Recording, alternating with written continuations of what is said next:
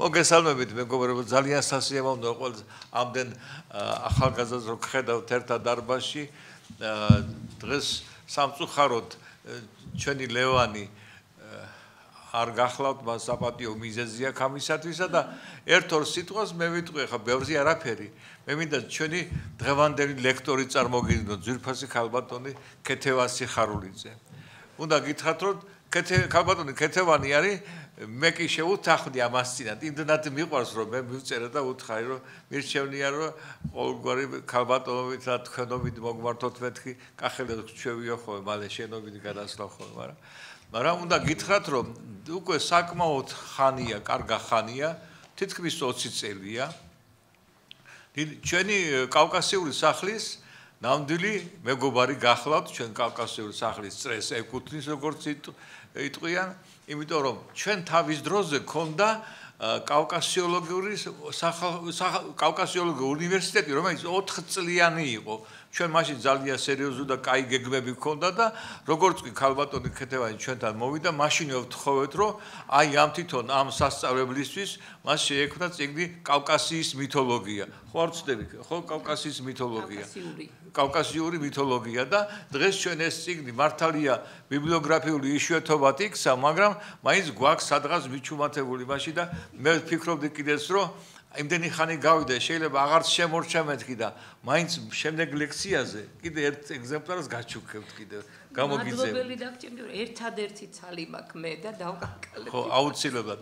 ამ დარგის ძალიან ცნობილი სპეციალი გახლავთ. უამრავ კვლევებში, კონფერენციებში ღებულობს მონაწილეობას და ერთ-ერთი საუკეთესო მცოდნეა ამ მიმართულებით. რასაც შეეხება მითოლოგია, კავკასიის მითოლოგია, თემები რო გამოგვიგზავნა, მხოლოდ ჩამონათვალი იყო იმდენად შთამბეჭდავი, რომ არაჩვეულებრივი. შარშა ქონდა მოლოდინი და მაშინ ეს ვირუსები ხო ადამიანებს მოსვენებას არ აძლევენ და ქონდა ფუძის ანგელოზზე, ქონდა ლექცია.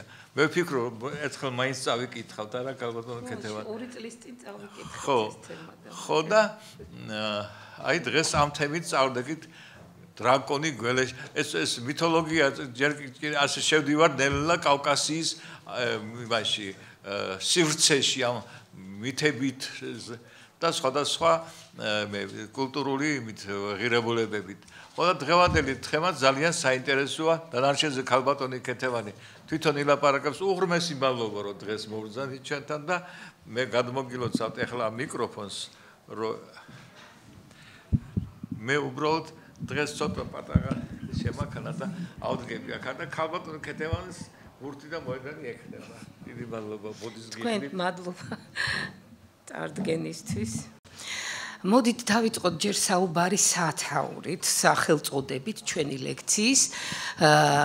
რატომ არის ორი სახელი, რატომ გამოვიტანე მე ამ ლექციის სახელწოდებაში? გველეშაპი, დრაკონი კავკასიურ მითოლოგიაში. მინდა გითხრათ, რომ აი ამ ორმაგობას თავისი მიზეზი აქვს. აქედანვე მინდა გითხრათ, რომ მართალია საფუძველი ჩვენი საუბრის არის კავკასიური მასალა, მაგრამ დრაკონად იცნობენ ამ არსებას, მითოლოგიურ არსებას ევროპაში და იქიდან არის შემოსული ეს სახელწოდება ჩვენთან. დიდი განსხვავება არ არის ამ სახეებს შორის. არათუ დიდი განსხვავება არ არის. ეს ფაქტობრივად ერთი სახე არის. ერთგვაროვანი არის ეს მითოსური არსება. ბევრი თვალსაზრისით და არა მარტო ვთქვათ ძირითადი საკითხები მაქვს მხედველობაში, არამედ დეტალებით, რომლებიც ამ სახეებს უკავშირდება და ერთგვაროვანი მათი ფიზიკური აღნაგობა, ეს გახლავთ სინთეზური არსება ორივე, ასევე ერთგვაროვანი ბიოგრაფია აქვს ორივეს, როგორი ტრანსფორმაცია განიცადა ამ სახემ ერთმაც და მეორემაც და ჩამოყალიბდნენ უარყოფით პერსონაჟებად, Როგორადაც ჩვენ ვიცნობთ მათ უმრავლესობა ყოველ შემთხვევაში გველეშაპის შესახებ გარკვეულწილად რაღაც ერთგვაროვანი წარმოდგენის არის ხალხი, რომ ეს არის უარყოფითი პერსონაჟი, წყალს დაპატრონებული, ადამიანებს თანთქავს, ანადგურებს ყველაფერს გარშემო და რასაკვირველია მასთან მებრძოლი, გმირი პერსონაჟი არის გამორჩეული და საპატივსაცემო ხალხის თვალში. ეს არის მასალა საუკუნეების მანძილზე ასეთი სახით არსებობს და ეს დამოკიდებულება არ არის გასაკვირი ამ მითოსური სახის მიმართ. ამიტომ სახელწოდება გველეშაპი და დრაკონი ერთი და იგივე არის შინაარსობრივი თვალსაზრისით. გველეშაპი ეკუთვნის ეს სახელწოდება კავკასიურ სამყაროს, ქართული გაფორმება აქვს ახლა ამ სიტყვას, ხო, გველეშაპს როცა ვამბობთ, თუმცა მისი ძირი მაინც არის ვეშაპი, რომელიც ირანული წარმოშობის არის, ყოველ შემთხვევაში ასე თვლიან მეცნიერები, თუმცა ვთქვათ, ხო, გიორგი ჩიტაიას ქონდა მოსაზრება, რომ ხურიტული ნაყოფიერების ღვთაების სახელიდანაც შეიძლება მოდიოდეს ესა და სომხურმა მითოლოგიამ განსაკუთრებით წინა პლანზე წამოწია ეს სახელი ვიშაპი, სწორედ არის გველეშაპის აღნიშნული სიტყვა, ხოლო ქართული ეს კომპოზიტი ძალიან კარგად გამოხატავს გველეშაპის ფიზიკურ გარეგნობას, რომლის სხეულით აგებული არის დიდი თევზის, ვეშაპის სხეული იგულისხმება, გველის კუდი და აქ შეიძლება იყოს ასევე ფრთები, აი ევროპულ სამყაროში უფრო მეტად ასე არის ცნობილი ასეთად, კავკასიურში რო გითხრათ ახლა ფრთები ყოველფეხის ნაბიჯზე არ გვხვდება, მაგრამ სიმაღლესთან მისი ურთიერთობა და ცასთან ურთიერთობა ცოტა სხვაგვარად არის გამოხატული. პირდაპირ ფრთებით არა, მაგრამ ხა ფუნქციურად აქვს მნიშვნელობა, შინაარსობრივი დატვირთვა, სიმბოლური ნიშნისა არის მთავარი და არა ფიზიკური გამოხატულება. დრაკონი ეს გახლავთ ევროპაში გავრცელებული მისი სახელწოდება, რომელიც მომდინარეობს ბერძნული ენიდან დრაკონ, რომელიც არის ბერძნული რო არ შემეშალოს ახლა ზმნის დერკესთაი ასეთი ფორმით არის ზმნა, რომელიც ნიშნავს ნათლად მხედველს, გამჭოლს, მჭვრეტელს. და ეს ძალიან მნიშვნელოვანი არის გველეშაპის აი იმ ძველ ფუნქციაში, რაზეც მე მინდა ვისაუბრო და რის ელემენტებსაც კავკასიური მასალა შეიცავს. ამასთან დაკავშირებით მჭვრეტელთან დაკავშირებით არა მხოლოდ ისედაც ვაპირებ ამაზე საუბარს, რომ გველეშაპის მითოსური სახე გახლავთ გველის მითოსური სახის განვითარება. ხო, ხა ძნელია, როდესაც ასეთ რამეზე ვსაუბრობთ, მითოზზე, რომელიც არის ძველი, რომელიც ზეპირ სიტყვიერებასთან არის დაკავშირებული, წერილობითი დოკუმენტაცია არ გაგვაჩნია, ცოტა საფრთხილო არის ასეთ საკითხებზე საუბარი, მაგრამ არსებობს სხვა არგუმენტაცია ახლა ამაზე, დროს არ დავკარგავ, რასაც ემყარება მეცნიერება, ეს არის კომპარატივისტიკა, შედარება, თქვათ, სხვა ხალხის მონაცემებთან თუ ერთი ხალხის შიგნით მითოლოგიურ წარმოდგენებთან შედარება და გვაქვს იმის საშუალება, რომ მეცნიერულად, ლოგიკურად ვისაუბროთ რაღაცეებზე. გველი არის ძალიან ძველი სიმბოლო და ამას უკვე ადასტურებს არქეოლოგიური მონაპოვარი, მატერიალური საგნები, უძველესი საგნები, რომლებზედაც გამოსახული არის გველი და როგორადაც ის არის გამოსახული, ეს კიდევ ერთი დასტურია იმისა, რომ არსებობდა გველის კულტი და წარმოდგენები გველზე ასევე იყო ძალიან საინტერესო და ისეთივე ამბივალენტური, როგორი სახეც გახლავთ გველეშაპი. ახლა აქ ახალგაზრდები არიან და ამიტომ განმარტავ ამ სიტყვასაც, ამბივალენტური ნიშნავს ურთიერთსაწინააღმდეგო ნიშნები, ან თვისებები, როდესაც არის ერთად წარმოდგენილი.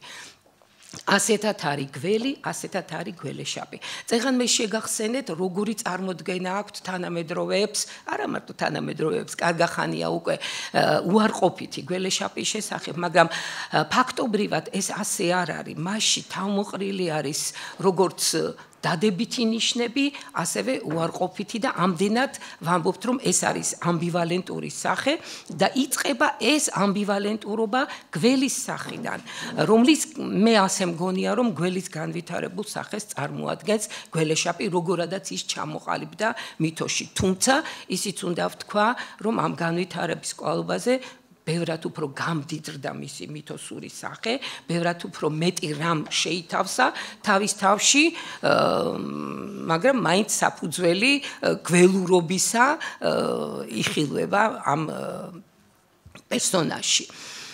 გველი იმის გამო, როგორც საერთოდ მითოსი რა არის, კი არის წარმოდგენა და ფანტაზია, მაგრამ მინდა ეს აუცილებლად გითხრათ, რომ თვით ყველაზე უფრო ფანტასტიკური წარმოსახვებიც კი მაინც რეალობას ემყარება. ეყრდნობა რეალობას, თუნდაც წარმოვიდგინოთ ის არარსებული, საერთოდ არარსებული და საერთოდ რაც არ გვინახავს, ასეთ რამეს ვერ წარმოიდგენს ადამიანის გონება. ვიზუალურად ინფორმაცია, რაცა გვაქვს მიღებული, აი სწორედ ვიზუალური აზროვნების წყალობით, რაც შემოვიდა ჩვენს ცნობიერებაში, ზოგადად ადამიანს გულისხმობ მე და აი პირველყოფილი ადამიანისათვის განსაკუთრებით მნიშვნელოვანი ალბათ იყო სწორედ ეს ვიზუალური აზროვნება, რომლის მეშვეობითაც აღიქვამდა სამყაროს და მერე სწორედ კონცეპტუალური აზროვნების დახმარებით, რომელიც მხოლოდ ადამიანის უნარი არის, ახდენდა აი ამის ანალიზს და სამყაროს სურათის წარმოდგენას. გველის ასეთი საინტერესო სახით ჩამოყალიბებაც რეალობიდან მომდინარეობს, რასაც უყურებდა ადამიანი. ახლა გველის ჯიშებს გააჩნია, წყალში ჩადის გველი, მიწის ქვეშ ძვრება. ეს უკვე იყო ძალიან დამაინტრიგანებელი იმ თვალსაზრისით, რომ ანუ მიწის ქვეშაც იცის გველმა რა ხდება, წყალშიც იცის რა ხდება, წყლის სამყაროსაც ეზიარება და რაც მთავარია, გააჩნია რეგენერაციის, ანუ აღდგომის უნარი. იმიტომ რომ ის ტყავს იცვლის. ნუ ხა ადამიანს ვეღარ წარმოედგინა, რომ ის შეიძლება მოკვდეს, ახლა მის თვალწინ შეიძლება თუ მოკლავდა, მაგრამ ამას ძალიან ერიდებოდნენ მაინც ძველათაც. რომ სიკვდილი იყო გველთან დაკავშირებული, ამიტომ რაღაც მარადიულობის, სიცოცხლის ხანგრძლივობის სიმბოლოდ გარდაიქმნა და აქედან გამომდინარე ნაყოფიერების. იმიტომ რომ აი მარადიული სიცოცხლე და მარადიული განახლების უნარი იხილვებოდა გველის სახეში.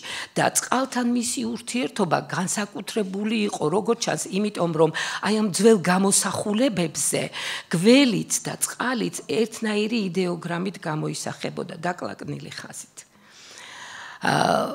ხდება ზოგიერთი გამოსახულება, სადაც ერთმანეთის გვერდით თუ არის, მე ხა სამწუხაროდ ესენი არ მქონდა რომ წამომეღო. თუ ერთად არის გველი და წყალი, მაშინ განსხვავება მათ შორის ხაზების რაოდენობაშია. თუ წყალია, იქ ორია ან მეტი ხაზი. თუ გველია, მარტო ერთი ხაზი. ეს არის იმის მაჩვენებელი, რომ აი ძველი ადამიანის წარმოსახვაში ეს ერთი და იგივე იყო, წყალი და გველი. ამიტომ ძალიან ბევრი მდინარის წარმოშობასთან დაკავშირებით მთელ მსოფლიოში არის ისეთი მითოლოგიური გადმოცემა, რომ ეს არის გველის გავლილი ადგილი და ნუ წყალთან მისი კავშირი, შინაგანი კავშირი და წყლის წარმოშობა გველს უკავშირდება და აი ძალიან გვიანდელი გახმოვანება ამისი ბიბლიაშიც არის, როდესაც მოსე სკვერთხი გველათაც გადაიქცევა და დაარტყამსკდეს და წყალი გადმოვა. ძალიან ბევრ რამეში ჩანს, ეხლა ამ მაგალითებს ყველაფერს ვერც დავასახელებ, არც დრო გვაქვს და ეხლა სიმართლე გითხრათ, ამ თუთას შეიძლება ყველაფერი არც გამახსენდეს, მაგრამ ეს მუდმივ ბრუნვაში არის ამგვარი მითოლოგიური წარმოდგენების საერთოდ და ეხლა კონკრეტულად ამ სახეებზე ვლაპარაკობთ. და აი ამ წყალთან სიახლოვემ ჩემი აზრით განაპირობა ისიც, რომ გველეშაპის სახეში მთავარი მაინც არის წყლის სტიქიასთან მისი ურთიერთობა. თუმცა, როგორც გველი, ის სხვადასხვა სფეროს განეკუთვნება და წეღან რაც მოგახსენეთ, სინთეზური არსება არის, ხომ? და აი მისი სხეული, ვეშაპის სხეული წყალთან, წყლის სტიქიასთან მის კავშირზე მეტყველებს. გველი, სკუდი, ეს არის გველთან და ყველაფერი, რაც გველს უკავშირდება, ოღონდ უფრო მეტად ხთონური, ანუ მიწიერი. როდესაც ფრთებზე ვლაპარაკობთ, ეს უკვე ცასთან არის დაკავშირებული და თქვენ წარმოგიდგენიათ სამის კნელი. ანუ ძველი ადამიანების წარმოსახვაში ძირითადი ღერძი ეს იყო სამის კნელი ღერძზე განლაგებული ვერტიკალურ ღერძზე, როდესაც ასეთად წარმოიდგინა ადამიანმა სამყარო, ზესკნელი, შუასკნელი და ქვესკნელი. ყველა მათგანს მსჭვალავს ამ თავისი არსებით, რაც იმას ნიშნავს, რომ ის არის უკიდეგანო ცოდნის მატარებელი. ამიტომ არ არის გასაკვირი, რომ სიბრძნე უკავშირდება გველეშაპს და მე ცოტა მოგვიანებით მოგახსენებთ კიდევ რა როლს თამაშობს გველეშაპი სიბრძნესთან და სამეფო ინსტიტუტთან. აი აქედან მომდინარეობს, რომ ის ამ ენერგიის და ამ ძალის მატარებელი არის და ამდენად ძალიან მნიშვნელოვანი მითოსური სახე გახლავთ. ეხლა მე რო ძალიან შორს არ წავიდე ხანდახან ჩავიხედავ ამ ჩემს ფურცლებში რომ არ ავწდე ძალიან თემას. ხო, აი ეს უარყოფითი სახე გველეშაპისა ჩამოყალიბდა თანდათან და განსაკუთრებით ზღაპრებში არის ეს გამოვლენილი, როდესაც ის წყალსაცავზე არის, მარტო მსხვერპლის მიღების შემდეგ იძლევა წყალს. აქვე მინდა გითხრათ, რომ ჟანრი საერთოდ დიდად განაპირობებს ნებისმიერი პერსონაჟის ხასიათს. ფოლკლორში განსაკუთრებით ძალიან ბევრი პერსონაჟი არის მოგზაური ჟანრიდან ჟანრში გადასული. მითოსში, ზღაპარში, შეიძლება მე ბალადაში, ლეგენდაში და ასე შემდეგ და ეს იმას არ ნიშნავს, რომ ზღაპარი არის მითოსური. ზღაპარი არის თავისი ჟანრული კანონზომიერება აქ და პერსონაჟებსაც სწორედ ამ სივრცეში აქცევს და აძლევს იმ სახეს და იმ თვისებებს ანიჭებს, რომელიც ჟანრით არის გაპირობებული. ამიტომ ზღაპარში თქვენ იმას ვერ შეხვდებით, რაზეც მე თქვენ გელაპარაკებით დღეს გველეშაპთან დაკავშირებით. ეს არის წმინდად მითოსური სამყარო, წესჩვეულებებშიც არის გარკვეულწილად გამოვლენილი და მითოსის კუთვნილება არის თავიდან ბოლომდე. ეხლა როგორც სხვა უძველესი არსებები, მათ შორის დევები, რომლებიც ასევე უარყოფითი პერსონაჟების სახით გვევლინებიან, არიან უძველესი მოსახლეობის წარმომადგენლები დედამიწის და ეს ძველი მოსახლეობა იმით გამოირჩევა, რომ უშუალოდ არის ნაზიარები პირველ საწყისებთან.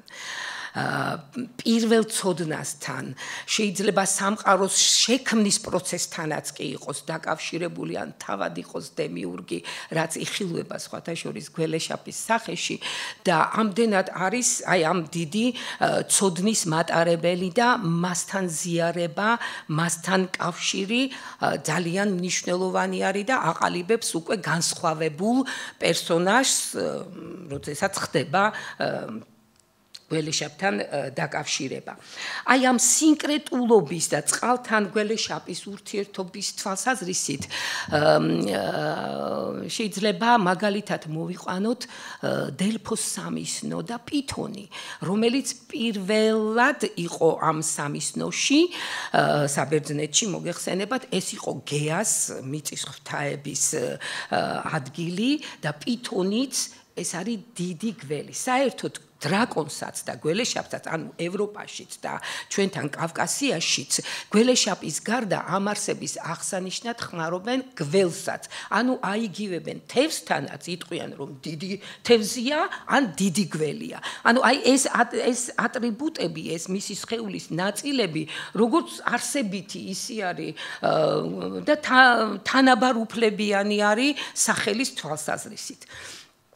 პითონიც გახლავთ დიდი გველი, რომელიც ასევე უახლოვდება გველეშაპს, ან გაიგივებული არის მასთან, მაგრამ მინდა გითხრათ, ვინც არ იცის, რომ თვითონ დელფოს სახელი წარმოდგება დელფინისგან. რადგანაც ეს პითონი თვითონ იყო გველეშაპი, ანუ დელფინი.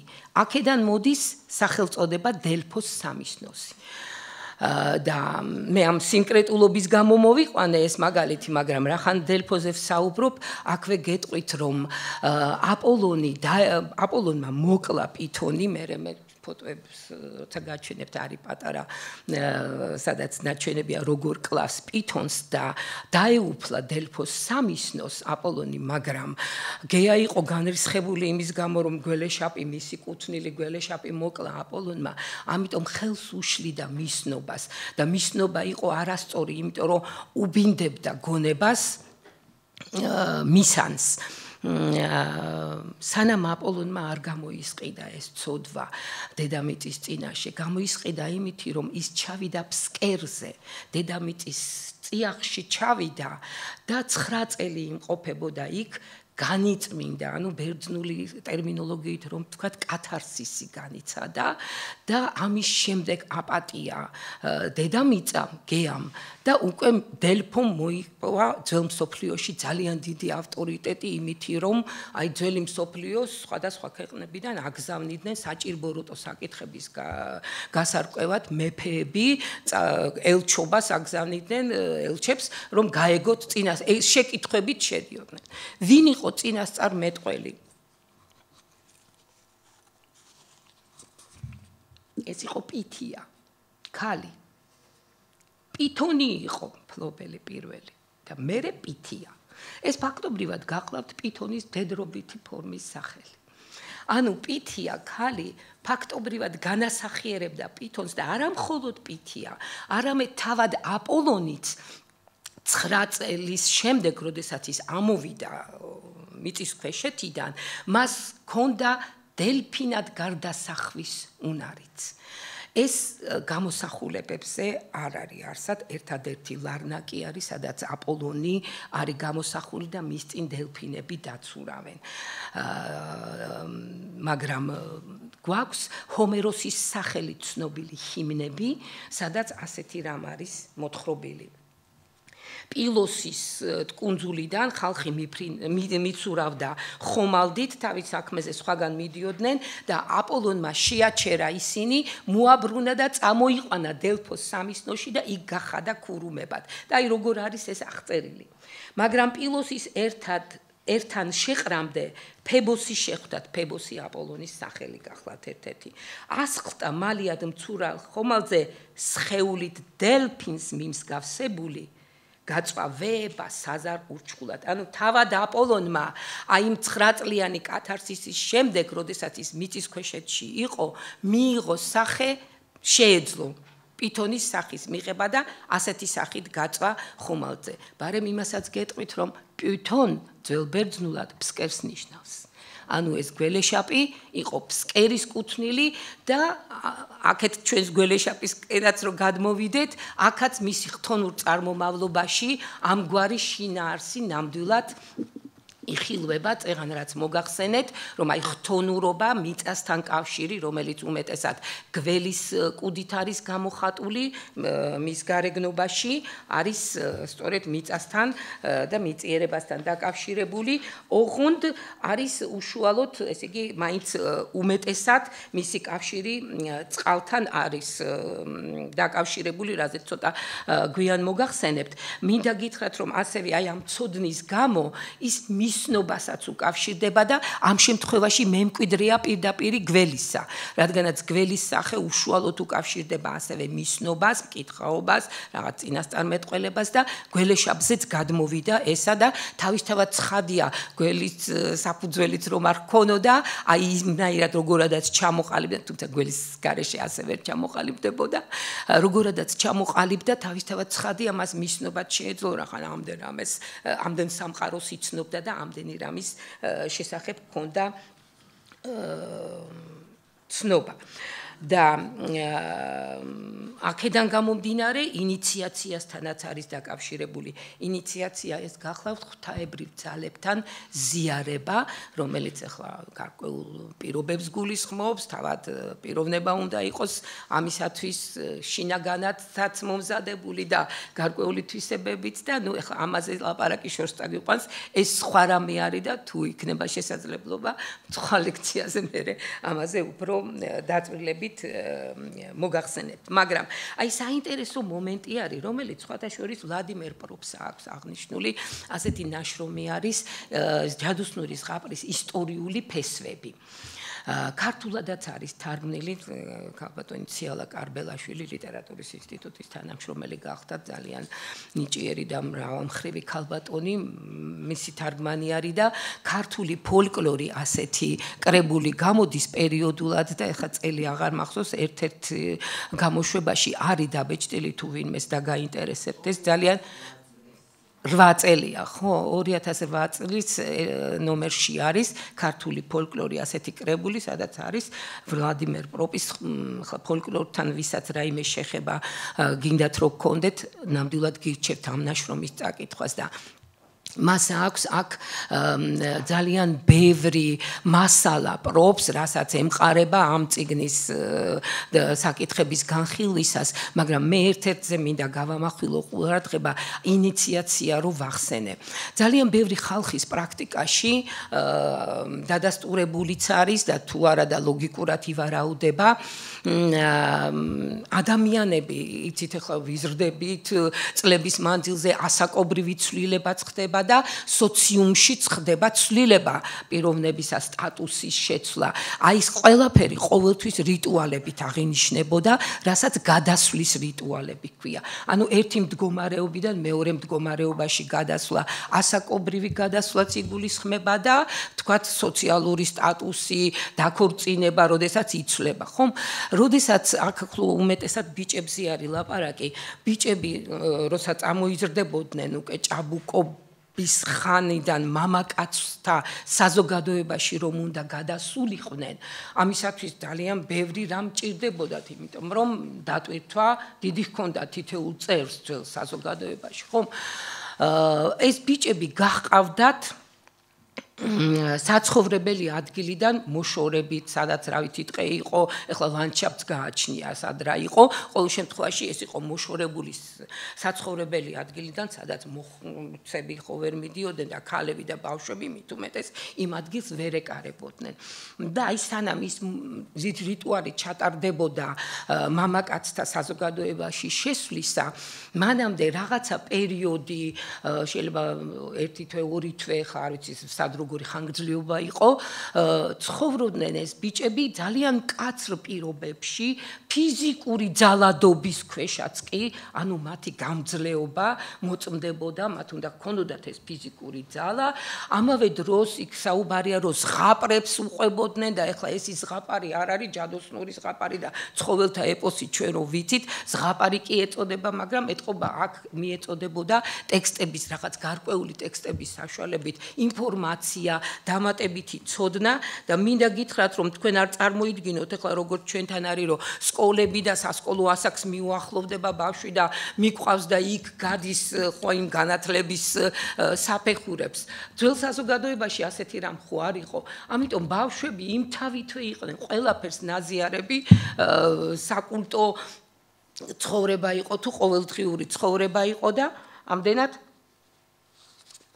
თითქოს განსაკუთრებული არ ჭირდებოდათ, მაგრამ აი როდესაც უკვე საზოგადოების წარმომადგენლებად უნდა შესულიყვნენ როგორც მამაკაცები, იქ ეს განსაკუთრებული მომზადება ჭირდებოდათ.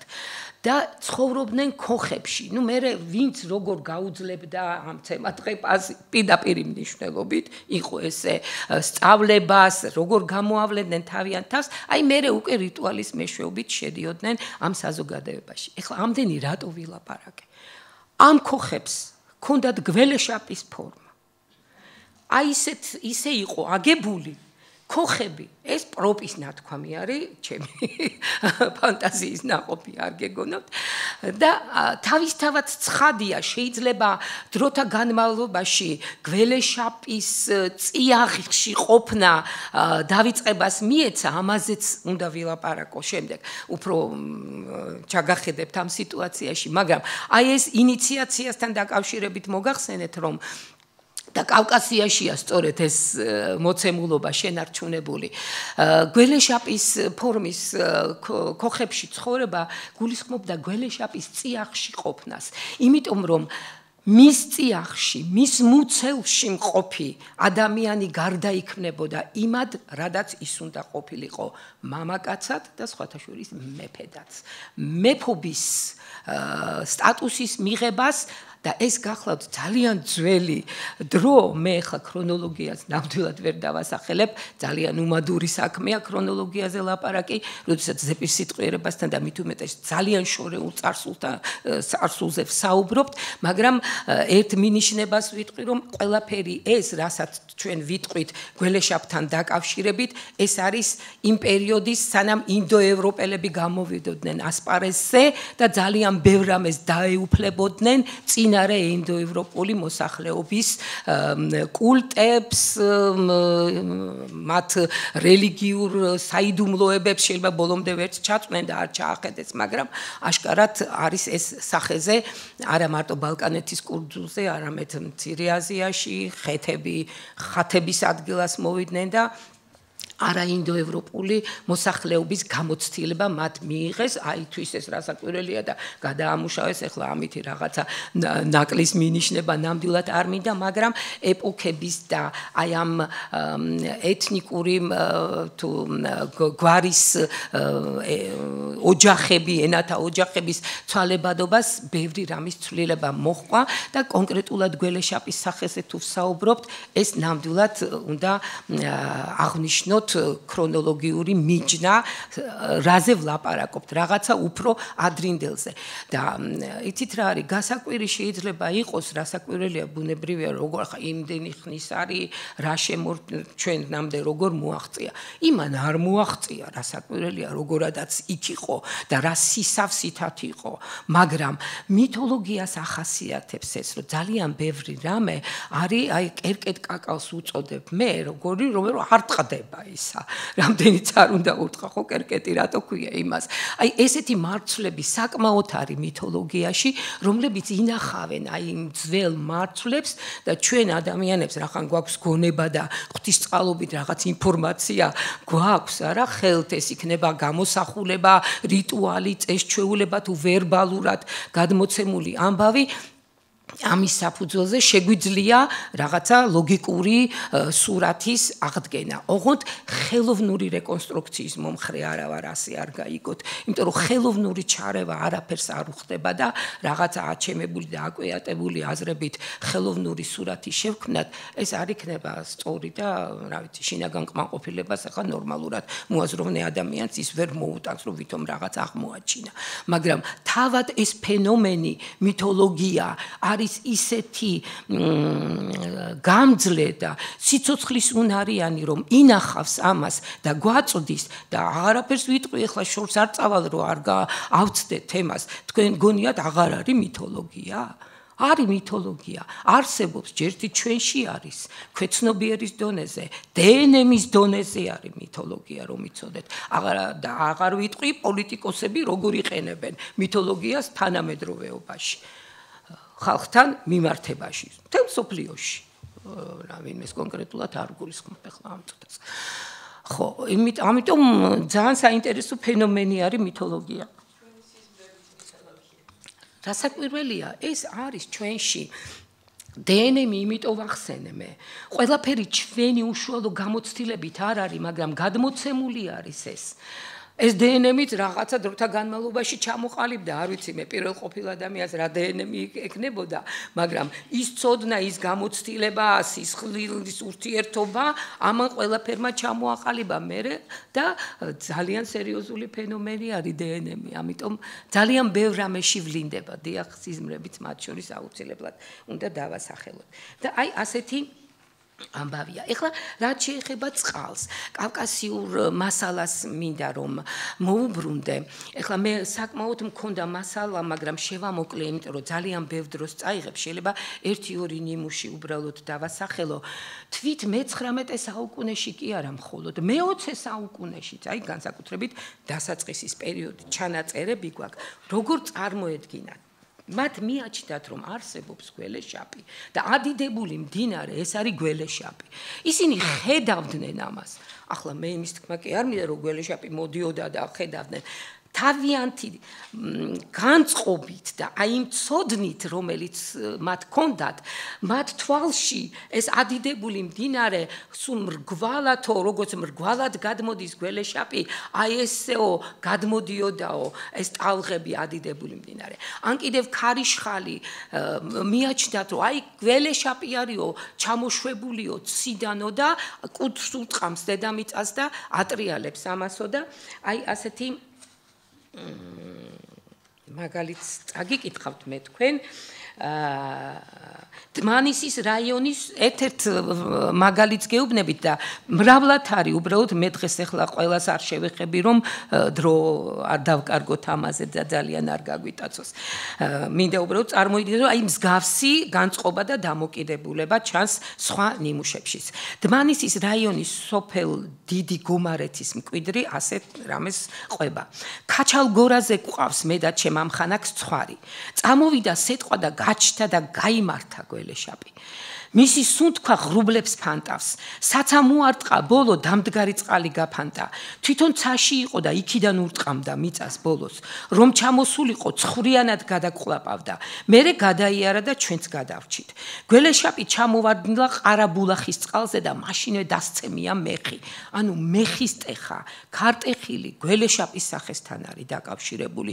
ძველთაგანვე და ევროპაშიც ასე არის ჭექა-ქუხილი დრაკონის და დრაკონების ბრძოლასთან და დრაკონის მოძრაობასთან იყო დაკავშირებული. ავდრის დროს გველეშაპს მეხი თუ არ დაეცა, ჩამოვარდნილი ქვეყანას გადასჭამს. ხალხმა რო გაიგო, წავიდა და მისი ტყავის ნაფლეთები ამოიტანა. ამაზე ვერაფერს ვერ მოგახსენებთ რა მოიტანეს გველის ტყავი მინახავს მე ერთი კაცი დადიოდა ფოლკლორის კათედრაზე ფოლკლორისტიკის კათედრაზე მოვიდა დიპლომატის ტიპის ჩანთა ქონდა გახსნა და გველის ტყავი ქონდა გველი ხო ტყავს იცვლის და ვინც ამას შეესწრება და ნახავს და აქვს ცოდნა ამისი ინახავენ თვალი ტკივა რა ტკივა დაიდებენ და გვარჩენსო ამბობდნენ რაღაც ხო და წაიღეს ეს ტყავი ერთმა კაცმა შეინახა ის ტყავი და ვისაც გველი უკბენდა ნაკბენზე შემოახვევდა ანუ აი სოფელ ნიჩბისში არის მსგავსი გადმოცემა იქ არის ადგილი ჩემში საგარაკი აქ და ნაკლებად ვიცი ოხერას ეძახიან ადგილს მინდორს იმიტომ რომ აქო იყო დასახლება მაგრამ გველეშაპმა გადაიარაო და სულ გაანადგურა ეს ხალხით და ადგილით და ამიტომ გააოხრა იქაურობაო და ოხერას ეძახიან ამას ადგილს ხო ესენი გავაყვითლე რომ მეტად აღარ წამეკითხა აი ვეშაწყარო სახელწოდებით ჯუთიდან არხოტისკენ მიმავალ გზაზე არის და შატილში არის კიდევ მეორე ვეშაწყარო, ანუ ვეშაპის წყარო, გველეშაპის წყარო და ასევე თვითმხილველები იყვნენ თითქოს, რომლებმაც ნახეს გველეშაპი ავდრის დროს, ავდარი, როდესაც დგება ხა მზიან ამინჩი, ვინმეს ენახოს, ასეთი გადმოცემები არ აგვაქვს. აი არსებობს ასევე საინტერესო გადმოცემა სოფელ ატოცის წმინდა გიორგის სახელობის ეკლესიასთან დაკავშირებით.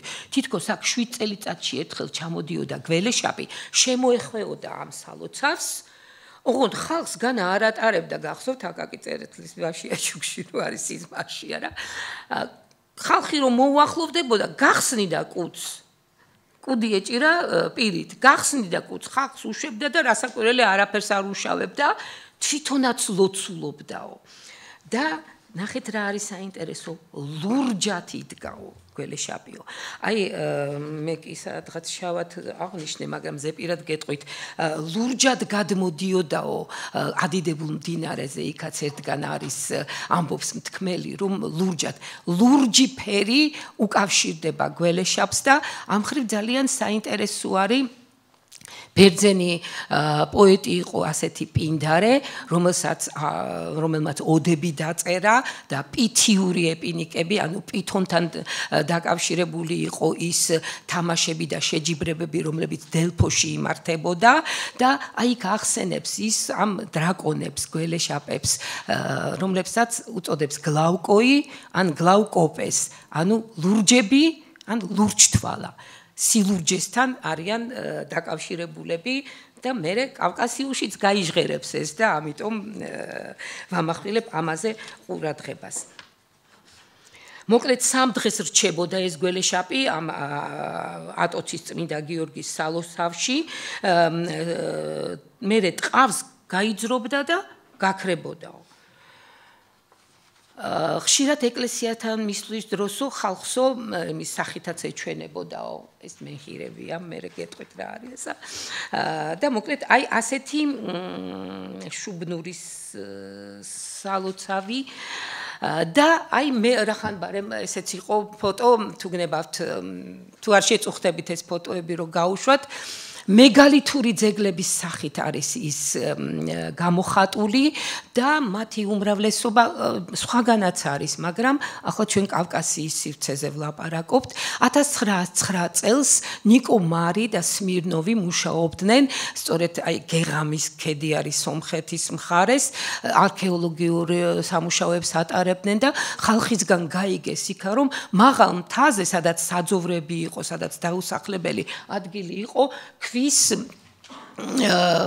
ვეშაპები არისო და მართლა წავიდნენ და მიაგნეს ამას ზოგი გათხარეს მიწით იყო დაფარული აი ეს არის დოლმენი იყო წეღან ქვის სახლი რომელიც ჩრდილოეთ კავკასიაში არის სამხრეთ კავკასიაში დოლმენები არ არის ესეც მეგალითური ძეგლებია დიდი ქვებისგან არის ნაშენებიც არ ქვია დადებულია ერთმანეთზე როგორც სტოუნჰენჯები რო არის იქითკენ აი ესეთი არის დოლმენი მისი ფუნქცია სიმართლე გითხრათ ბოლომდე არ არის გარკვეული ეხლა სამარხი ეს არ არის რომ სამარხის ძეგლი იყოს შიგ შესვლა შეუძლებელია აგერ ნახეთ რა პატარა ხრელი აქვს რაღაც აფხაზეთში ამბობდნენ რომ აწანები იყვნენ ესეთი უფრო კონდრის კაცების ტიპის არსებები იმათი ხო არ იყო მაგრამ ნუ არ ვიცით მე დოკუმენტური ფილმი მაქვს ნანახი სადაც ერთ-ერთი მეგზური ხალხს ათვალიერებინებს დოლმენებს და ის ლაპარაკობდა რომ რაღაც გარკვეული ენერგეტიკა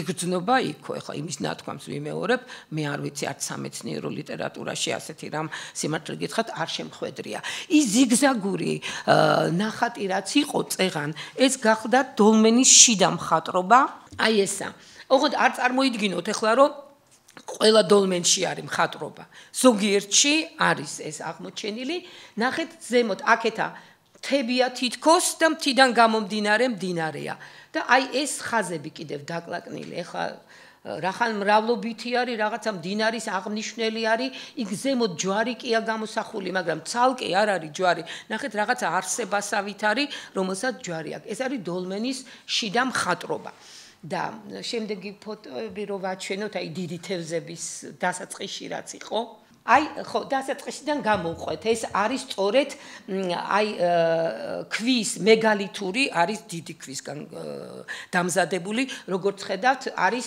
ერთი ქვისგან დამზადებული ეს ვეშაპოიდები რომლებსაც ვიშაპი კარს ეძახიან სომხეთში იმიტომ რომ ქვის ვეშაპს ნიშნავს და ქვისგან არის დამზადებული და მწოლიარე მდგომარეობაში არის მაგრამ ასე არის ეს ნაპოვნი თუმცა ისინი იყო ვერტიკალურ მდგომარეობაში და გაიხსენეთ წეღან რაც გითხარით ციდან ჩამოსული იყო გველეშაპიო და ძირს კუც ურტყამდაო აი ეს ვერბალური ნარატივი ფაქტობრივად არის აი ნახეთ როგორ არის ჩამწკრილი ისინი პატარა ვეშაპოიდებია ეს უფრო დიდი არის აი ასე ვერტიკალურად იყო დამდგარი რომლებიც იყო როგორც ჩანს საკულტო ადგილები და თავისთავად ეს ამგვარი კონფიგურაცია ვერტიკალური ყოფნა არის მე ვფიქრობ ძალიან დამაფიქრებელი იმიტომ რომ კავკასიის მითოლოგიის სხვა მასალაც მიგვითითებს გარკვეული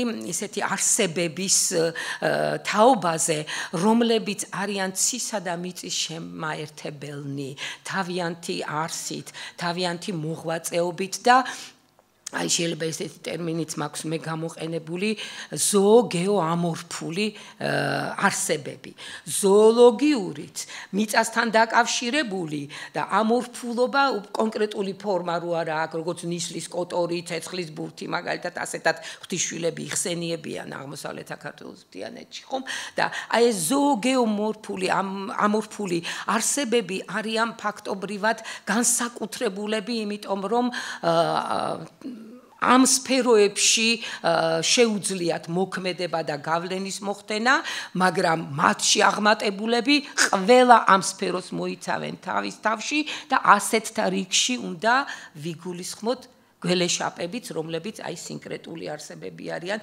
ფიზიკურათაც, ზოომორფულად არიან გამოხატული, მაგრამ შინაარსობრივად კიდევ უფრო მეტი შემცველები არიან. ეს გახლავთ უკვე ჯავახეთში, საქართველოში აღმოჩენილი, აი ესენიც ვეშაპოიდები არიან, უბრალოდ თლათ ესეთი ლაყუჩები და თვალები ამათზე არ არის, ოდნავ სამკუთხედის ფორმა აქვთ, დიდი ქვები, მეგალითური ძეგლები, მენჰირები, რომლებიც ვეშაპის ფუნქციას ასრულებდნენ და ნაყოფიერებასთან იყვნენ დაკავშირებულნი. წყალთან კავშირი თავისთავად გულისხმობს ნაყოფიერებასთან და ამიტომ გველეშაპები ნაყოფიერებასთანაც იყვნენ დაკავშირებული და ძალიან ხშირად უშვილო ქალები მიდიოდნენ და ეხვეოდნენ და ეხუტებოდნენ აი ამ მენჰირებს, რომ ის ნაყოფიერების ძალა გადმოსულიყო მათზე და შვილოსნობის უნარი მისცემოდათ მათ.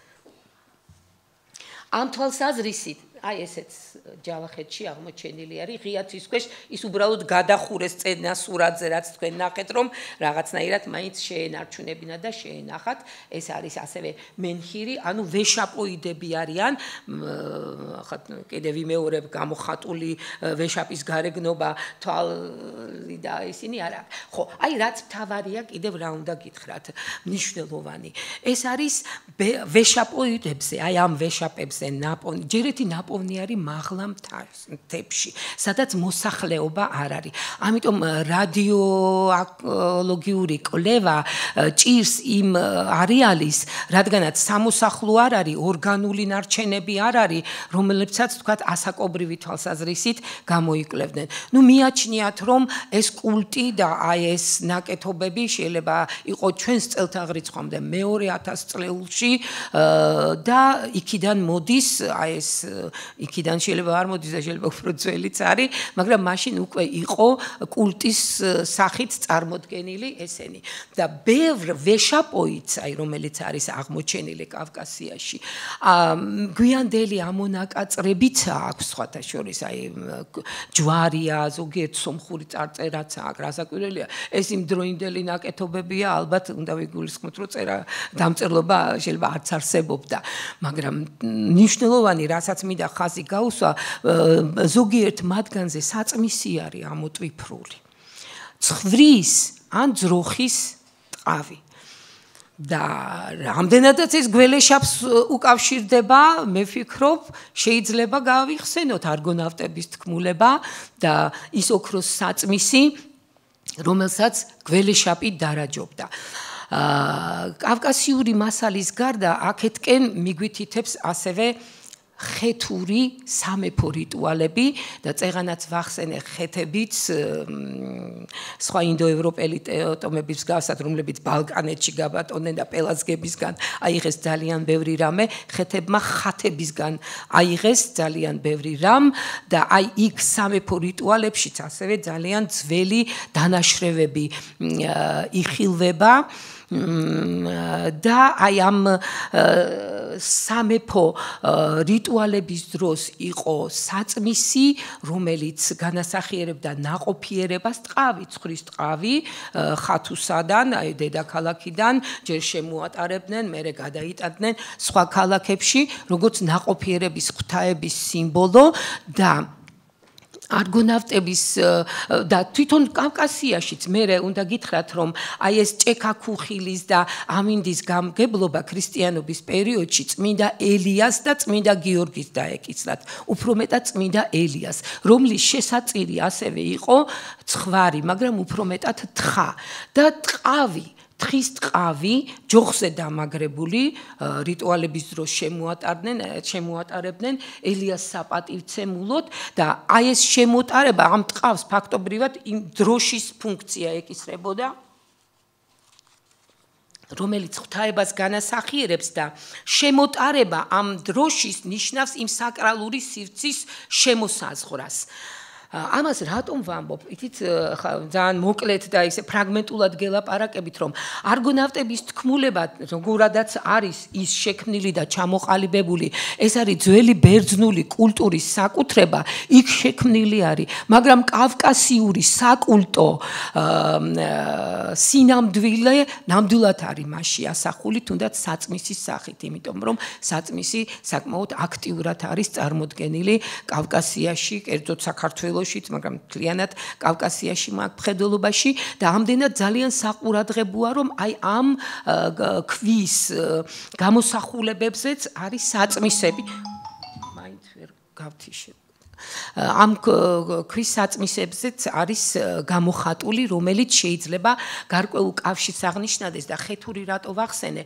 ხეთური კიდევ მიგვითითებს იმაზე, რომ გველეშაპი, საწმისის მცველი გველეშაპი იყო არა მარტო ქვეყნის მცველი და საწმისის მცველი, არამედ სამეფო ძლიერების მცველი, თვითონ მეფის სტატუსის მცველიც იყო. მეფობის სტატუსთან დაკავშირებით მე შეიძლება ეხლა ძალიან ხო არ გამიგრძელდა მკაცრავად დრო. კიდე მაგ 10 წუთი და მიხო კითხვა პასუხისთვის არა ის აუცილებლად უნდა ვახსენო, ვერ დავტოვებ ამას უთქმელს, გველეშაპის წიაღში გამოზრდილი გმირები. ანუ ის გმირები, წეგან ინიციაცია რომ ვახსენე, უკაცრავად ლექცია მაქვს ახლა. არითიშება ჩემი ტელეფონით. წეგან მეგონა რომ გავთიშე საერთოდ. არ გაითიშა უკაცრავად. ხო, და მოკლედ რისი თქმა მინდა. არიან გმირები და არა მარტო კავკასიაში, უნივერსალურზე როცა ვსაუბრობდი, არა მარტო სახი არის გველეშაპ დრაკონისა უნივერსალური, არამედ აი სწორედ ეს მოტივი, რომელიც უკავშირდება ინიციაციას, მეფეთ და მეომრად ჩამოყალიბებას და ასეთად ვერ იქცეოდა მამაკაცი თუ ის გველეშაპის მიერ არ იქნებოდა გადაყლაპული. ანუ მის წიაღში უნდა ყოფილიყო აუცილებლად. და აი იღებდა აი თვისებას გველეშაპისგან, ამ თვისებით გამოდიოდა და მერე უკვე თავისი სტატუსის მოპოვებაც მხოლოდ ამის შემდეგ შეეძლო. ასეთი გმირები ცოტა სხვანაირად არის, რასაკვირველია, ბუნებრივია დრო გავიდა. კავკასიაში ქართულიც გვაქვს ასეთი გადმოცემა, თორღვა ძაგანისძე არის ასეთი პერსონაჟი და ჩრდილოეთ კავკასიაშიც არის შაუაი, ან მეორე პერსონაჟი არის გენჯაკე შაუაი, იგივე ერთი პერსონაჟი კიდე სხვა სახელით ეხლა არ მახსოვს, მაგრამ არა აქვს არსებითი მნიშვნელობა. რა ხდება თორღვაც და ეს კავკასიელი გმირებიც ჩაცვიდნენ ნაპრალში და აღმოჩნდნენ გველეშაპთან. ვერ ამოვიდნენ იქიდან, იმიტომ რომ ეს ნაპრალი ძალიან ღრმა არის, გველეშაპი მწვერვალზე არის და ნაპრალშიც არის. ანუ მისი მდებარეობა ცასთანაც არის და მიწისაც არის და ცისაც არის. და გველეშაპმა გამოზარდა ისინი თორღვაც და ესეც, ნუ სხვადასხვა გადმოცემებია, ის ჩრდილოეთ კავკასიაშია დაფიქსირებული, აქ საქართველოში თორღვას შესახებ. ქვა ქონდა გველეშაპს, რომელსაც ალოკინებდა, ამ ქვამ ძალაც მისცა, გამოკვება კიდევაც და აი თორღვა განსაკუთრებით გვაინტერესებს იმითი, რომ დაასაჩუქრა გველეშაპმა, ჯაჭვის პერანგი აჩუქა და ასე გამოუშვა. ეს ჯაჭვის პერანგი იყო მაგიური, გარდა იმისა, რომ ჯაჭვის პერანგი თავისთავად არის დამცავი, მაგიური იმითი იყო, რომ დაუმიზნებდა ის არს მტერი, სადაც უნდა დასცემოდა ეს ის არის, ჯაჭვი იქ მოიყრიდა თავს, კიდევ უფრო მაგდებოდა და კიდევ უფრო იცავდა. ოღონდ ასეთი ღვთაებრივი საკრალური საჩუქრებისთვის არის გარკვეული პირობები, რომელსაც დაცვა ჭირდება და თორღვასაც არ უნდა გაეხადა ეს პერანგი. არასდროს არ უნდა გაეხადა. თვითონ თორღვაც წარმოგვიდგება ნაწილიან, ანუ ღვთაებრიობასთან ზიარებულ პერსონაჟად, ახლა ვერ გავაგრძელებ ამაზე სიტყვას, მაგრამ მთავარი ის არის, რომ თორღვა ამ გველეშაპის ძალით აღჭურვილი ებრძოდა თავისი ტომის მომხდურებს, მტერს ებრძოდა და გამარჯვებულიც იყო, მაგრამ მერე უკვე როგორც გმირთა დიდი უმრავლესობა გაბუდაყდაო მთაში ასეთი ტერმინი, ანუ ამ პარტავნებამ შეიპყრო, თავის თავზე დიდი წარმოდგენა რომ შეექმნა და მერე უკვე ხარკი დაადო თავის თანასოფლელებს. ამ დროს მადლი იკარგება და მასაც დაეკარგა ის ცნობიერება, ამიტომ მივიდა მდინარეში საბანაო და გაიხადა ეს ჯაჭვის პერანგი. და ეს ჯაჭვის პერანგი, როგორც გველი, ან გნებავთ, როგორც გველეშაპი დაკლაკნილი, გაცურდა და დარჩა თორღვა ის იმდენად უმწეო, რომ აი ეს ვაშკაცი კაცი ავადმყოფმა კაცმა მოკლა. 7 წელი რომ ავად იყო და კიდურები იმდენად დაუძლურებული ჰქონდა, ხელები განსაკუთრებით რომ ფეხით გამოწია ისარი მშვილს და ამითი მოკლა თორღვა. ეს იმიტომ მოგიყევით რომ ეს გადმოცემები და აი ყველაზე ძველი ასე ვთქვათ შეიძლება არ ვიცი რამდენად ყველაზე ძველი, მაგრამ ერთ-ერთი ძველი აი შტრიხი კავკასიურ გადმოცემებში არის იმ გმირების შესახებ, რომლებიც გადაყლაპულები იყვნენ გველეშაპის მიერ და ამირანის თქმულებაში რემინისცენცია არის ეს, გამოძახილი არის სწორედ ამისა შავი გველეშაპი, რომ ყლაპავს ამირანს, ოღონდ იქ უკვე სხვანაირად მიდის დავიწყებულია ისა. ზიგფრიდი, ნიბელუნგების პერსონაჟი, ცეცხლს წაუკიდებს გველებს, გველეშაპიც არის მათ შორის და რო დაიწება ეს რქოვანი გარსი, ცხელი ხო რბილდება და შევიდა შიგნით და ფაქტობრივად შეიმოსა ამ გარსით და უძლეველი გახდა ზიგფრიდი. ანუ შეიმოსა ესა. და აი ეს გახლავთ ვინ? იასონია. ეს არის იასონი, უკაცრავად ის მინდა ჯერ ისევ რაც იყო. ეს არის ვატიკანში ინახება ვაზა, რომლის მხატვრობაც გახლავთ აი ეს. ეს არის ათენა და ამათ აწერიათ ახლა უბრალოდ აქ არ ჩანს თორემ. ეჭვიც არ არის რომ ეს იასონია, რადგანაც აქვს წარწერა. ათენა დგას ქალღმერთი, იქ საწმისი კიდია კედელზე და გველეშაპის წიაღიდან არის იასონი გადმოგდებული. ანუ მან შეძლო გველეშაპის დამარცხება მერე, იმიტომ რომ გველეშაპის წიაღში იყო ნამყოფი და ეს გმირებით თორღვაც და ჩრდილოეთ კავკასიელი პერსონაჟებით მერე კლავენ გველეშაპს. იციან ის საიდუმლო და აქ შეიძლება გავიხსენოთ ქართული გამოთქმა, ხემ თქვაო, ნაჯახი ვერაფერს დამაკლებდა, შიგო ჩემი გვარის არო არ ერიოსო, ხო? ანუ შიგნიდან ტყდება ციხე და აი ეს პერსონაჟები მერე ადვილად ერევიან გველეშაპს, ფაქტობრივად არიან უმადურები და აი მინდა გითხრათ უფრო შევამოკლებ ყველაფერს, რომ ინდოევროპელთა გამოსვლა ასპარეზზე, მსოფლიო ასპარეზზე იწვევს ბევრი რამის ცვლილებას და მათ შორის გველეშაპთან დაკავშირებულ გადმოცემებში როლების ინვერსია მოხდა. ინვერსია ეს არის გადანაცვლება, აი გრამატიკაში ვთქვათ პირის ნიშნები ვიცით მესამე სერიაში რო ჩდება ხო ობიექტის და ასე შემდეგ ახარ ვილაპარაკებ ამაზე. ინვერსია მოხდა და ჭექა ქუხილის, ანუ ტაროსის ღვთაება, რომელიც იყო გველეშაპი, წაართვა გველეშაპს მასთან მებრძოლმა გმირმა და მიითვისა და გახდა თვითონ ჭექა ქუხილის ღვთაება. ამიტომ მერე უკვე ჩამოყალიბდა კლასიკური მოდელი გველთმებრძოლობისა, რომელიც ყველასთვის არის ცნობილი და ზღაპრებშიც არის და სხვა გადმოცემებშიც. ეს არის, ჩვენი დროის გამო ცოტა მეტიც მინდოდა, მაგრამ არა უშავს. მადლობთ ყურადღებისთვის, დიდი მადლობა. მოგესალმებით, მეგობრებო, უღრმესი მადლობა ქალბატონ ქეთევანს შესანიშნავი ლექციისთვის. რა თქმა უნდა, თემა არის ძალიან საინტერესო და ამ დროის მანძილზე ამხელა თემის ამოწურვა რთული იქნებოდა. ამიტომ დიდი მადლობა, რომ რაღაც ფორმით მაინც კომპაქტურად მოახერხეთ ძირითადი ინფორმაციის მოწოდება.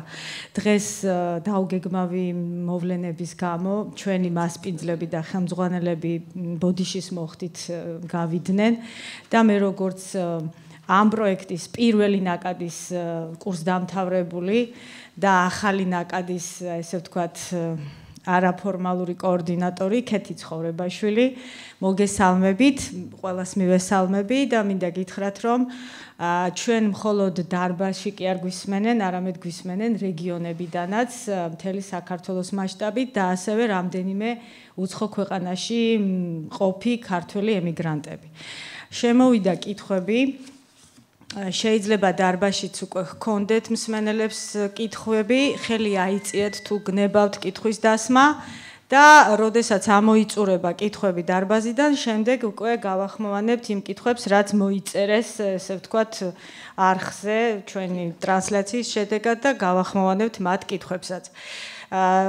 თუ გაქვთ კითხვები ვინმეს? დიახ, მობრძანდით მიკროფონთან, დასვით კითხვა. წარმოადგინეთ თქვენი თავი. ძალიან სასიამოვნო იყო და ინფორმატიული და მართლა კომპაქტურად მოგვაწოდეთ ეს ყველაფერი. იცით რა მაინტერესებს? ეს სხვა წყვილია, ასე ვთქვათ, ფენიქსი და ფასკუნჯი შეიძლება ასევე დაწყვილება, როგორც გველეშაპის და დრაკონის ესეთი რაღაც. არა, ასეთი შემთხვევაში ფენიქსი არის. ფენიქსი, ხო, ფასკუნჯი იმ ტიპის ფრინველია, რომელიც უფრო ამ სახელწოდებით კავკასიაში არის ცნობილი ზღაპრული ფრინველია.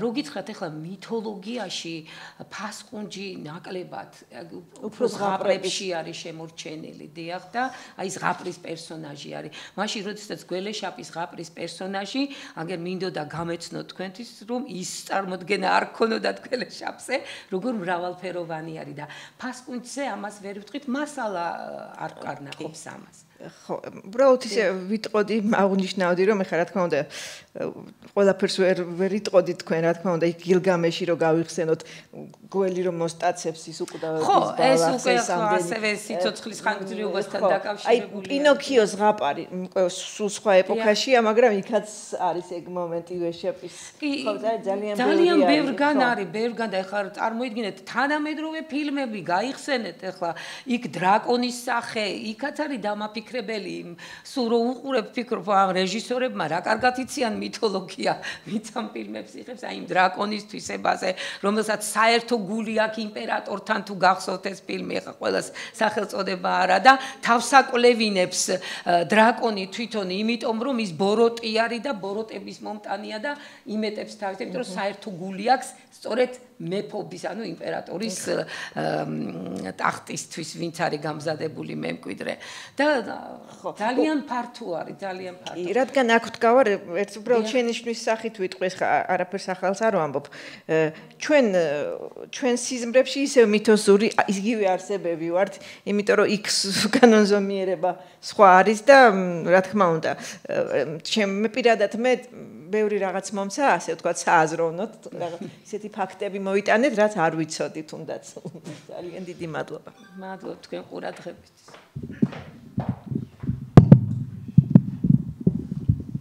ხო, ბარემ სანამ ახლა კითხვას დასვამს, იმას ვიტყვი, რომ მართალია დღევანდელი ჩვენი თემა იყო ეს დრაკონი და გველეშაპი, მაგრამ ბევრი სახე არის ძალიან მითოლოგიური, რომელიც უნივერსალურიანი.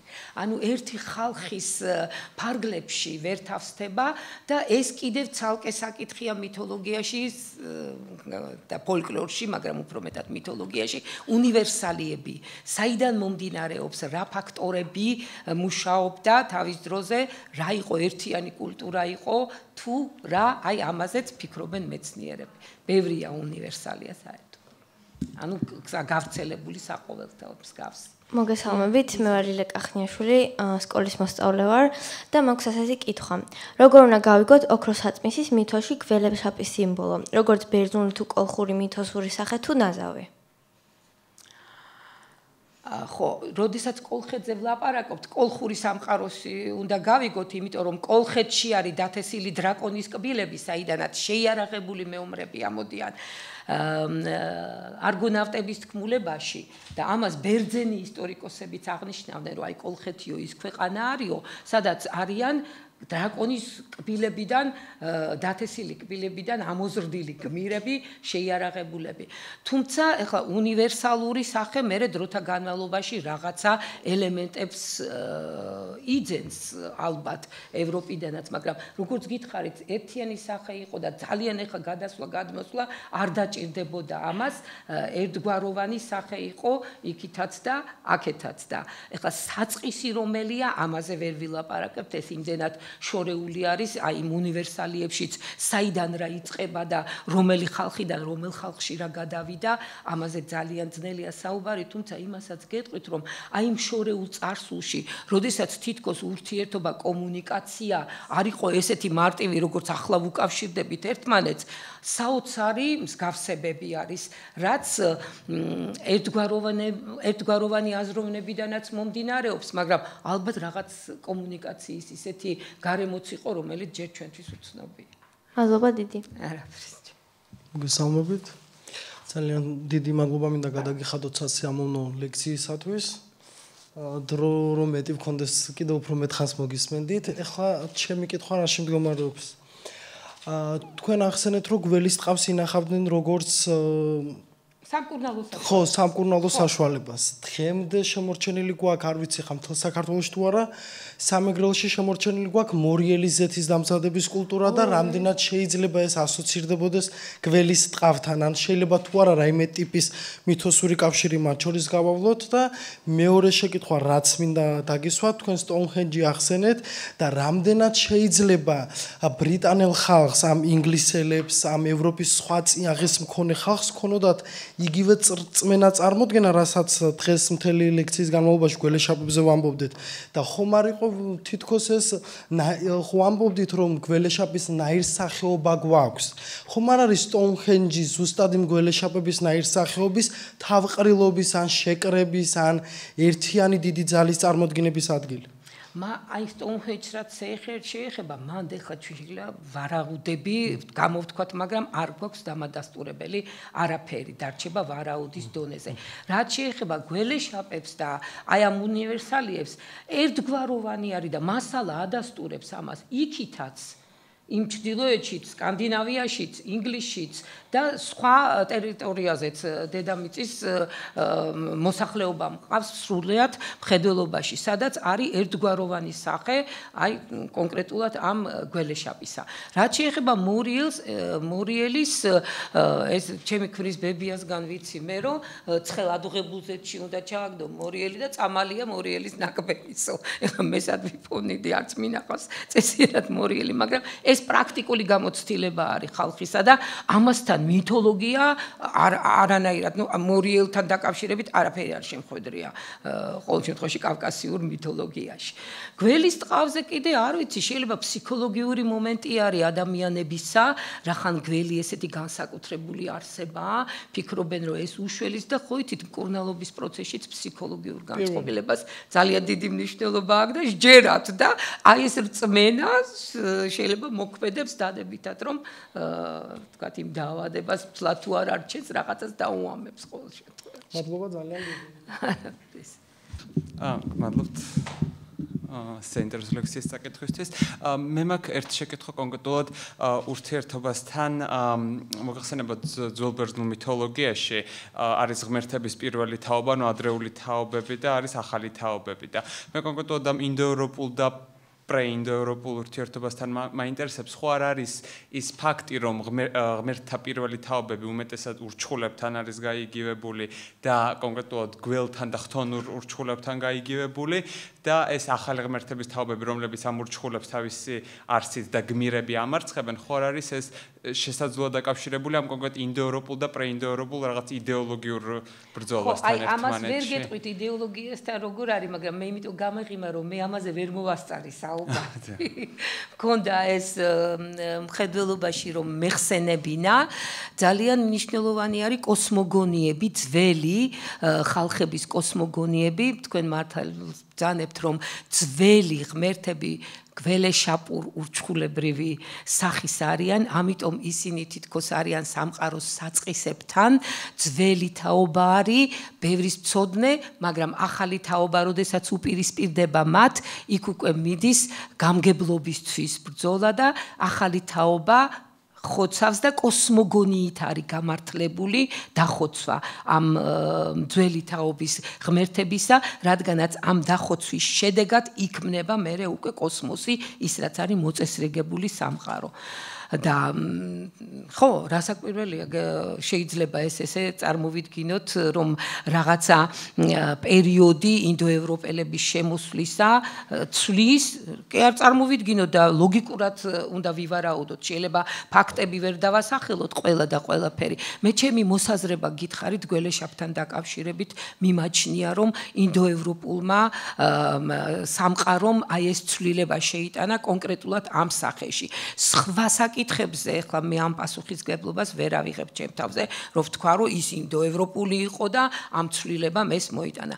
ლოგიკურია და საერთოდ გავრცელებული არის ამგვარი პროცესი კოსმოგონიისა, მაგრამ იმასაც გეტყვით, რომ ეს ყველაფერი არის წარმოდგენილი განვითარებული ხალხების მითოლოგიაში.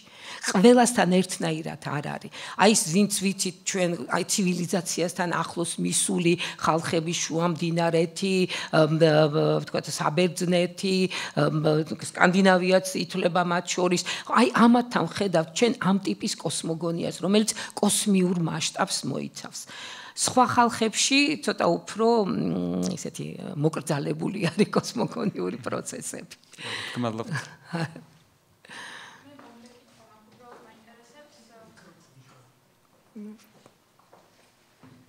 მაინტერესებს ფოტოზე რა ადგილია გამოსახული? ეს არის სომხეთში გეღამის ქედი ქვია. აქ ეს არის ადგილი, რომელიც საძოვრებთან ახლოს იყო, დაუსახლებელი ადგილია, სადაც აი 1909 წელს აღმოჩნდა აი ეს ქვები, ვეშაპოიდები. თუმცა მე ისეთ ცნობასაც წავაწყდი სამეცნიერო ლიტერატურაში, რომ საქართველოს ტერიტორიაზე უფრო ადრე იქნა აღმოჩენილი, მე-19 საუკუნე, ამას არავითარი მნიშვნელობა არ აქვს. ეს არის ერთიანი კულტურული სამყარო, ვინც ცხოვრობდა ამ ტერიტორიაზე, ახლა დღეს სომხეთის ტერიტორიად ითვლება და ეს ძალიან ძველი წარსული არის და ურარტუმდელ პერიოდსაც უკავშირდებენ ამას, ახლა ეთნიკური მოცემულობაზე ძნელია საუბარი, მაგრამ რაღაც ერთიანი კულტურული სამყარო რო იყო კავკასიაში, გველეშაპის გარდა სხვა ბევრი რამ ამტკიცებს, ამიტომ ბატონმა მიხუმბრძანა ჩემ წიგნთან დაკავშირებით, მას ქვია კავკასიური მითოლოგია, არა კავკასიის ხალხთა მითოლოგია, რომელიც გულისხმობს ცალკე ხალხზე როცა ლაპარაკობ მათ შემოქმედებაზე, არამედ გაერთიანებაზე. საფუძველს გვაძლევს კავკასიური მასალა. და კიდევ უფრო შორს გადის ეს სახე კონკრეტულად გველეშაპის, როგორც მოგახსენეთ, მსოფლიოს მასშტაბით გადის როგორც უნივერსალური სახე. გეღამის ქედი, ხო? გეღამი, კი ბატონო. ორ კითხვას დავსვამ, იმიტომ რომ გამოგზავნილია კითხვა. პირველი შეკითხვა არის პინოქიოს მოგზაურობა გველეშაპის მუცელში, ანუ ეს ძველი მითებიდან თუ არისო აღებული და აქვე პარალელს გავავლებდი ბიბლიური ეს ძველი აღთქმის ელია თუ იონას რომ გადაყლაპა დრაკონმა. შესაძლოა იყოს რაიმე კავშირში. არა, ეს იქიდან მოდის, უძველესი მითიური გადმოცემებიდან მოდის, რომელიც ზოგიერთმა მწერალმა იცის, ან არ იცის და რაღაცა ინტუიციით ხდება, თუმცა ახლა მწერალი განათლებულიც არის, სხვა რამეებსაც კითხულობს, ივარაუდება, ამიტომ პინოქიოს თავგადასავალშიც მართალია ძველია, ჩვენ უფრო გვიანდელი ვერსია ვიცი და მე აქ ჩვენთან საბჭოთა სივრცეში ტოლსტოის გაკეთებული იყო ბურატინო რო დაარქვა სახელად, მაგრამ საკვირველია ეს მოდის აქედან. დიახ. მადლობთ და მეორე შეკითხვა. გველეშაპის თუ დევების უარყოფითი სახეები დაკავშირებულია თუ არა იმასთან, რომ ეს იყო ძალიან ადრეული ცივილიზაციები და ანუ ამ მომდევნო ცივილიზაციების მიერ უარყოფით კონტექსტში აუცილებლად მაგასთან არის სწორედაც რომ დაკავშირებული ამაზე მაქვს ჩემი აი იმავე წიგნშიც არის საუბარი დევებთან როგორც წინარე მოსახლეობასთან გოლიათების ტიპები არიან რასაკვირველია ესენი არიან უძველესი კულტურის წარმომადგენლები და ეს არის კანონზომიერი მოვლენა საერთოდ ეპოქების და რელიგიების ცვლილებაში როდესაც ძველი რელიგიური სისტემის არსებები ახალი რელიგიური სისტემის შემოსვლისას ან იკარგებიან და ან თუ რჩება ხო ძლიერი სახეები არ იკარგება და რჩება მაგრამ გადადიან მინუს ნიშნით როგორც საკოორდინაციო ღერძზე პლუსი და მინუსები რომ არის ექცევიან ისინი აი იმ ოფიციოზის ქვედა სივრცეში სადაც იტვირთებიან უკვე უარყოფითი ნიშნით და ამდენად არიან ისინი უარყოფითები და შემდეგი თაობებისთვის უკვე უარყოფითად არიან იმათ აღარ ახსოვთ ის მათი დადებითი თვისებები რაც იყო ძველ ოფიციალურ რელიგიებში. დიახ, ასე არის სწორად აქვს გაგებული კითხვის დამსმელს. დიდი მადლობა. მე ვფიქრობ რომ დღეისათვის ამოვწურეთ შეკითხვები, რამდენადაც მარიამს მეტი არ მოუწოდებია კითხვა. მე მივცემ თავისუფლებას რომ შევაჯამო დღევანდელი ესე ვთქვათ ლექცია და საზოგადოების სახელით და ესე ვთქვათ ყველა სახელით განსაკუთრებული სიყვარულითა და პატივისცემით მოგეფეროთ ქალბატონო ქეთევან თქვენს ციგნებს თქვენს ნაშრომებს ვიცნობთ ყოველ შემთხვევაში ზოგიერთი უფრო მეტად ზოგიერთი ნაკლებად დიდი მადლობა დაგემშვიდობებით კარგად ბრძანდებოდეთ მადლობთ ყურადღებისთვის